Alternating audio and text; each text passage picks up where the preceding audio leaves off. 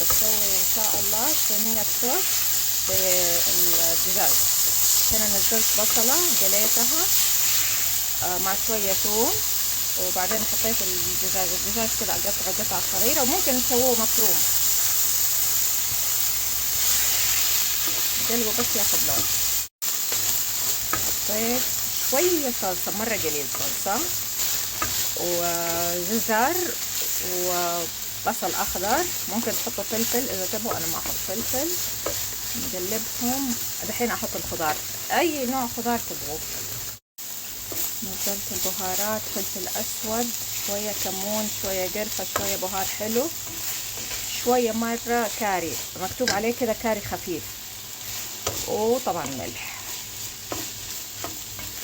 طبعا والخضار حطيت انا الخضار المشكلة اللي هي حطيت فطر، حطيت بازيلا وجزر وذر.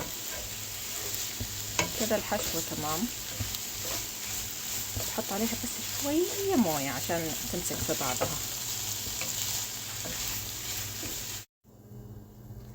دهنت الصينية بزبدة، حطيت الخبز، الحشوة جبن موزاريلا، وبرجع احط الخبز.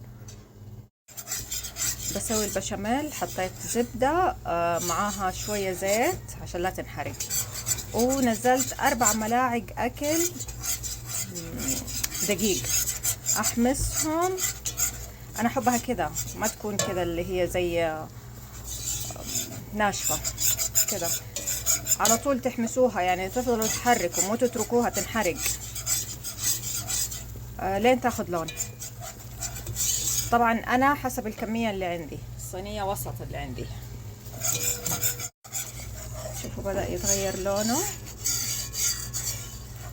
الحين ايش اسوي؟ بالعادة هم يحطوا حليب بارد، انا احط حليب حار ما يكتل ابدا، ما يكتل، ونزلوه مرة واحدة. بسم الله، بسم الله. تحت انت اللي تحت. ابدا ما يكتل معاكم، ما ادري مو باين.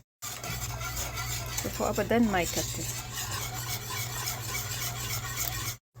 حطيت ملح، فلفل، رشة جوزة الطيب.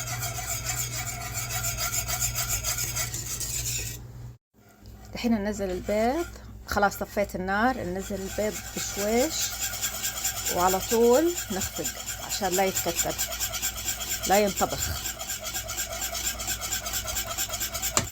كيف تعرفوا البشاميل صار كويس؟ لما تحطوا الملعقة وتسووا كده ما يرجع يمسك في بعضه، يعني ما تتقفل هذه الفتحة المهم فهمتوني اكيد.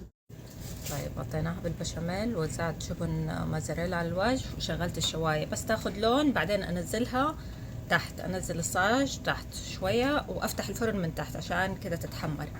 ممكن انتوا تحطوا كمان طبقة بشاميل، بعدين الخبز، بعدين الخضار والدجاج، وتحطوا عليه برضو طبقة بشاميل، وترجعوا تحطوها بشاميل بس تصير مرة ثقيلة.